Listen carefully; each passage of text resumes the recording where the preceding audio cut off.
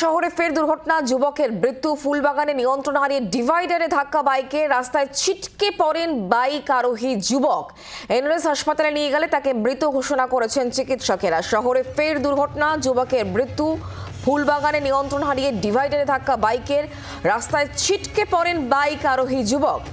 NRS হাসপাতালে নিয়ে গেলে মৃত ঘোষণা করা হয়েছে তাকে। তার পরিচয় জানার চেষ্টা করছে পুলিশ। মাথায় তার হেলমেট ছিল না, পুলিশ সূত্রে এমনটাই খবর পাওয়া যাচ্ছে। আমরা কথা বলবো অয়ন ঘোষাল এই মুহূর্তে আমাদের সঙ্গে রয়েছেন, আমাদের প্রতিনিধি সরাসরি। অয়ন, কিভাবে দুর্ঘটনা ঘটলো?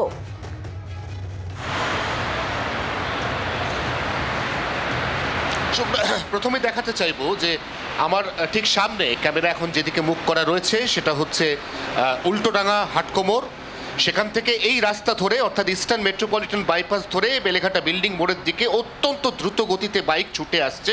ঠিক এই জায়গায় এসে বাইক নিয়ন্ত্রণ হারালো এবং নিয়ন্ত্রণ হারানোর পরে একদম সোজা এখান দিয়ে স্কিড করে ধাক্কা মারলো এই যে রেলিং রয়েছে রাস্তার পাশে, সেই রেলিংয়ে। ঘটনাস্থলে লুটিয়ে পড়লেন যুবক, যার পরিচয় জানার চেষ্টা করছে পুলিশ।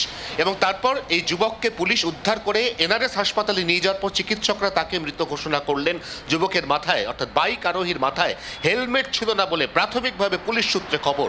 ঘটনার জেরে একেবারে গভীর রাত, বলা ভালো শেষ রাত, এখানে জনবসতি অত্যন্ত কম। সেই অবস্থায় পুলিশের পেট্রোলিং ভ্যান দ্রুত ছুটে আসে ঘটনাস্থলে এবং তারপর তারা এখান থেকে ওই মারাত্মক আহত যুবককে উদ্ধার করে এবং হাসপাতালে নিয়ে যায়।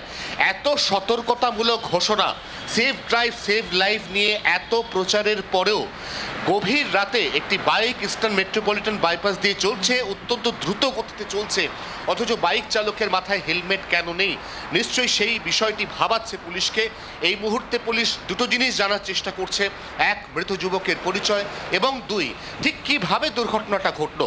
অর্থাৎ যেখানে আবারও দেখাতে চাইব সেই ছবি, যেখানে বাইকের চাকা প্রথম স্কিড করলো সেই জায়গা থেকে শুরু করে একদম এই গার্ডে অর্থাৎ রেলিংয়ে ধাক্কা মারা পর্যন্ত ঠিক কী হয়েছিল, গাড়ির গতি সেই সময় কত ছিল, এই সমস্ত বিষয়গুলি কিন্তু খতিয়ে দেখার চেষ্টা করছে পুলিশ। শুক্লা।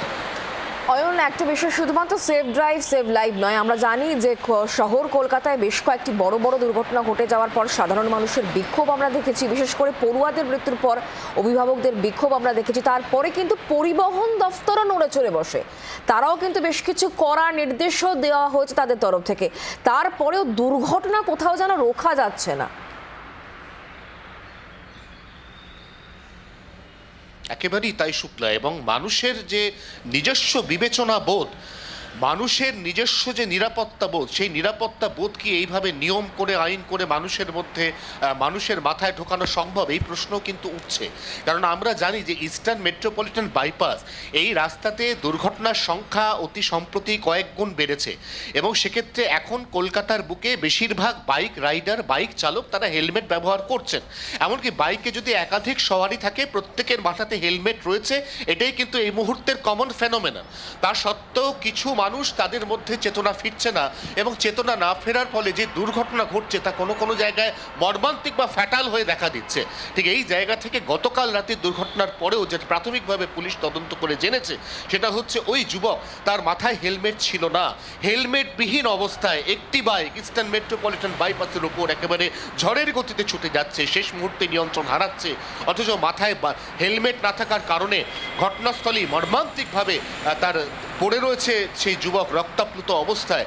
সেই বিষয়টা কিন্তু ভাবাচ্ছে পুলিশকে, আর কিভাবে মানুষের মনের মধ্যে চেতনা ফেরানো যাবে যাতে প্রত্যেকে গাড়ি চালানোর সময় বা সামনের আসনে বসার সময় সিট বেল্ট ব্যবহার করেন অথবা বাইক চালানোর সময় হেলমেট ব্যবহার করেন।